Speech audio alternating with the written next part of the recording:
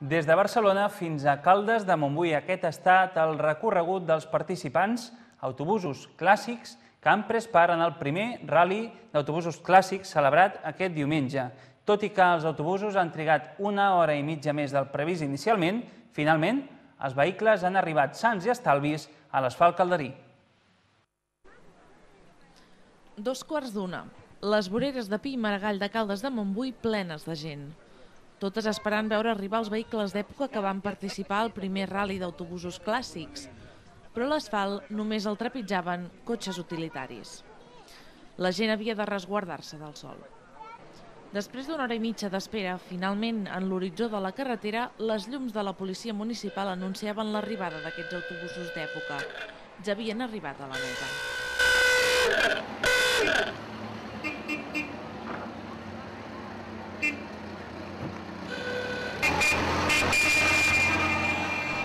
Tot estava previst perquè voltessin per alguns carrers de Caldes i estacionessin tant a la Font del Lleó com a l'estació, però el rellotge manava i van anar directes a cotxeres. Molts dels aficionats van quedar amb les ganes de fer un cop d'ull a aquestes antiguitats.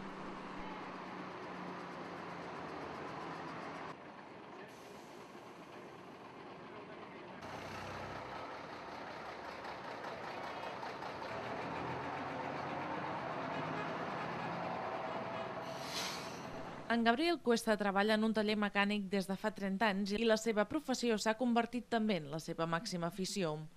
Quasi tota una vida envoltat d'autobusos l'ha fet apreciar el valor d'aquestes relíquies d'època. Tot i que no és conductor d'autobusos, sinó mecànic de l'empresa TMB, en aquest rally d'autobusos clàssics ha conduït un dels vehicles més emblemàtics que es poden veure, un Shawson dels anys 50. Es va construir l'any 55-56 i va entrar en servei en el 57. I és un vehicle que originalment es va comprar a França i originalment era tot francès.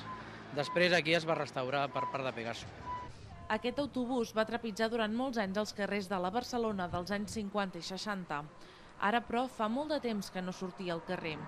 I és que des de la seva restauració està guardat i només surt en ocasions especials.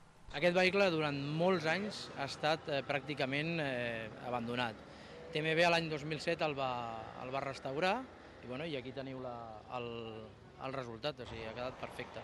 Per restaurar un vehicle d'aquesta mena fa falta molta cura i molta paciència, dues característiques que sap molt bé l'Adrià Valls. Ell és el gerent d'Autocorp, una empresa familiar d'autobusos.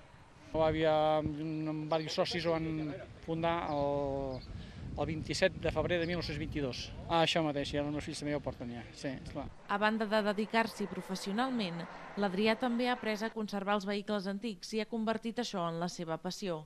Aquest cotxe estava bastant malmès ja pels anys que sí, és de l'any 1974.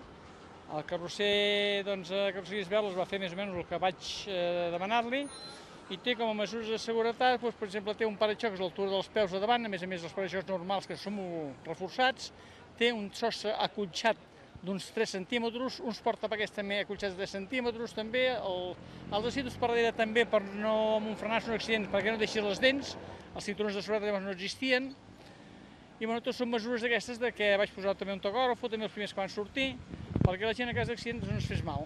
Després d'un any laboriós restaurant l'autobús, l'Adrià encara considera que hi ha coses que s'haurien de millorar. Això és un món molt específic perquè, evidentment, un autobús hi ha associacions que es dediquen a la conservació, Arca, per exemple, és una d'elles, i requereix tindre molta afició i lloc per tindre'ls, per guardar-los i per conservar-los. No és una cosa que es pot fer de qualsevol manera. Això ho saben molt bé els propietaris dels autobusos que van participar en